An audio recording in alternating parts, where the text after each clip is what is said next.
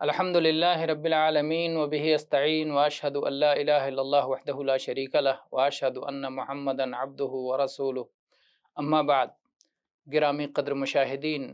اور عزیز طلباء، جنازے کے مسائل سے متعلق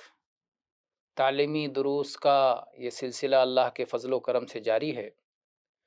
جس میں گزشتہ درس میں ہم نے حسن خاتمہ کی بعض علامات کا تذکرہ کیا تھا۔ اب تک ہم 9 علامات دلائل کے ساتھ بیان کر چکے ہیں۔ آج انشاءاللہ اس سے آگے گفتگو کریں گے۔ حسن خاتمہ کی 10ویں علامت یہ ہے کہ کسی خاتون کو، کسی عورت کو اس کے بچے کی وجہ سے حالت نفاس ہی میں وفات ہو جائے، یعنی بچے کی پیدائش کے وقت، بچہ پیدا ہوتے ہوئے بچے کی وجہ سے اس کی وفات ہو جائے۔ اس سلسلے میں عبادہ ابن صامت رضی اللہ عنہ کی حدیث ہے کہ اللہ کے رسول صلی اللہ علیہ وآلہ وسلم نے ارشاد فرمایا، جب کہ آپ عبداللہ ابن رواحہ رضی اللہ عنہ کی عیادت کے لیے گئے ہوئے تھے تو آپ نے پوچھا، کیا جانتے ہو میری امت کے شہید کون کون ہیں؟ تو صحابہ نے جواب دیا کہ مسلمان اگر قتل کر دیا جائے تو شہید ہوگا۔ تو اللہ کے نبی صلی اللہ علیہ وسلم نے فرمایا کہ ایسی صورت میں تو میری امت میں شہید بہت کم ہوں گے۔ یقیناً مسلمان کو قتل کر دیا جائے تو وہ شہید ہے، لیکن طاعون کی بیماری سے اگر کوئی وفات پائے تو وہ بھی شہید ہے۔ اور اگر کوئی عورت اس کا بچہ اسے مار ڈالے، یعنی وہ اپنے بچے کی پیدائش کی وجہ سے حالت نفاس میں پیدائش کے وقت وفات پا جائے تو وہ بھی شہید ہوگی۔ اس کا بچہ ناف کی رسی جو ولادت کے بعد کاٹی جاتی ہے، اس رسی کو گھسیٹتا ہوا، اپنی ماں کو اس رسی سے گھسیٹتا ہوا، اس رابطے سے جو اس کی ماں سے اسے جوڑتا ہے، گھسیٹتا ہوا اپنی ماں کو جنت میں لے جائے گا۔ یہ مسند احمد، سنن دارمی اور طیالسی کی روایت ہے اور اس کی سند صحیح ہے۔ اسی طرح سے صفوان ابن امیہ سے بھی اس مضمون کی روایت سنن دارمی، نسائی اور مسند احمد میں موجود ہے، اور ایسے ہی عقبہ ابن عامر سے بھی اس طرح کی اس معنی کی روایت موجود ہے۔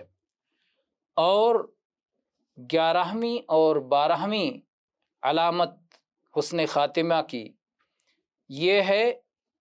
کہ جلنے کی وجہ سے یا پسلی کے درد کی وجہ سے وفات ہو جائے۔ اس سلسلے میں بہت سی احادیث ہیں۔ سب سے مشہور حدیث جابر رضی اللہ عنہ سے مروی ہے، کہتے ہیں کہ اللہ کے نبی صلی اللہ علیہ وآلہ وسلم نے ارشاد فرمایا، الشہداء 7 سوى القتل فی سبیل اللہ، اللہ کی راہ میں قتل ہونے کے سوا 7 طرح کے شہید ہیں۔ جو طاعون میں وفات پائے وہ شہید ہے، جو ڈوب کے وفات پائے وہ شہید ہے، جو پسلی کے درد سے وفات پائے وہ شہید ہے، جلنے کی وجہ سے جس کی موت ہو جائے وہ شہید ہے، دب کر کے دیوار گرنے سے، گھر گرنے سے دب کے جو شخص مر جائے وہ شہید ہے، اور عورت جو حالت نفاس میں بچہ پیدا ہونے کے وقت مر جائے وہ بھی شہید ہے۔ اسے امام مالک، امام ابو داؤد، امام نسائی، امام نے ماجہ، امام نے حبان، امام حاکم اور امام احمد نے روایت کیا ہے۔ اور علامہ البانی رحمہ اللہ فرماتے ہیں کہ مجھے اس متن کے صحیح ہونے میں کوئی شک نہیں ہے، اس لیے کہ اس کے بہت سارے شواہد موجود ہیں۔ اسی طرح سے 13ویں علامت یہ ہے کہ تپِ دق کی وجہ سے وفات ہو جائے۔ چنانچہ اس سلسلے میں یہ حدیث ہے جس میں اللہ کے نبی صلی اللہ علیہ وسلم نے فرمایا وَالسِّلُّ شہادہ، داؤسل کہتے ہیں اسے تپِ دق کو، تو اس کے بارے میں بھی روایت ہے، مجموع الزوائد میں یہ روایت موجود ہے، اور مسند احمد میں بھی یہ روایت ہے کہ تپِ دق کی بیماری کی وجہ سے اگر کوئی وفات پا جائے تو وہ شہید ہے۔ 14ویں علامت یہ ہے کہ جو آدمی اپنے مال کے تحفظ میں، اپنے مال کو بچاتے ہوئے، کوئی شخص اسے چھیننا چاہتا ہے، ہڑپ کرنا چاہتا ہے، ڈکیتی ڈال کے لینا چاہتا ہے، یہ آدمی اپنے مال کے تحفظ میں لڑتے لڑتے وفات پا جاتا ہے، مر جاتا ہے، تو یہ بھی شہید مانا جائے گا۔ اور اس سلسلے میں کئی احادیث ہیں۔ ایک حدیث اس طرح ہے من قتل دون مالہ، اور ایک روایت کے الفاظ ہیں من ارید مالہ بغیر حق فقاتل فقتل فہو شہید، جو آدمی اپنے مال کے تحفظ میں مار دیا گیا، یا جس آدمی کا مال ناحق چھینا گیا اور اس نے لڑائی کی اور لڑائی میں مار دیا گیا، تو اسے شہادت کا درجہ ملے گا۔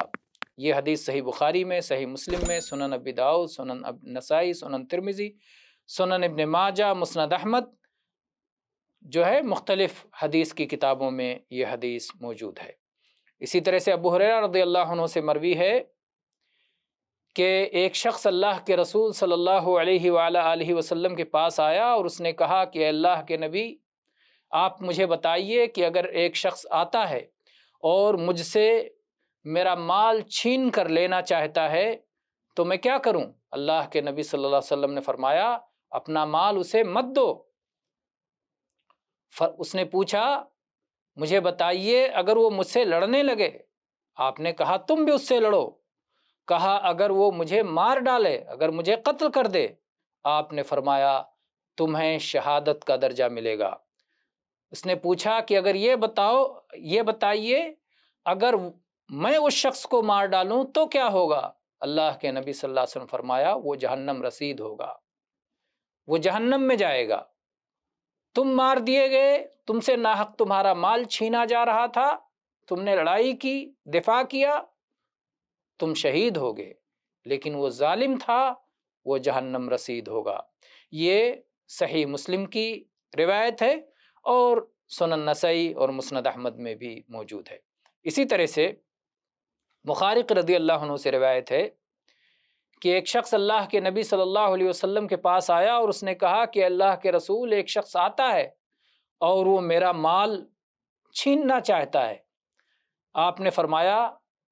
اسے اللہ کا نام لے کر نصیحت کرو، اللہ کا ڈر دلاؤ۔ کہا اگر وہ نصیحت قبول نہ کرے، اللہ سے نہ ڈرے، تو آپ صلی اللہ علیہ وسلم نے فرمایا پھر حکومت سے مدد لو۔ تو اس شخص نے پوچھا کہ اگر حکومت تک پہنچنے میں تاخیر ہونے والی ہے اور وہ جلدی میں اس سے پہلے ہی میرا مال لے لینا چاہتا ہے، میں کیا کروں؟ جب تک حکومتی جو ہے حکومت سرگرم ہوگی، پولیس اور ان سب سے شکایت کریں گے، آئے گا، تب تک تو مال چھین کے لے جا چکا ہوگا، وہ جلدی میں پڑا ہوا ہے۔ تو آپ صلی اللہ علیہ وسلم نے فرمایا کہ آپ اپنے مال کی حفاظت میں لڑو یہاں تک کہ آخرت میں تمہیں شہید ہونے کا درجہ ملے یا تم اپنا مال بچا لے جاؤ۔ تو یہ سنن نسائی کی روایت ہے اور مسند احمد میں بھی یہ روایت ہے، اور صحیح مسلم کی شرط کے مطابق یہ حدیث صحیح ہے۔ 15واں اور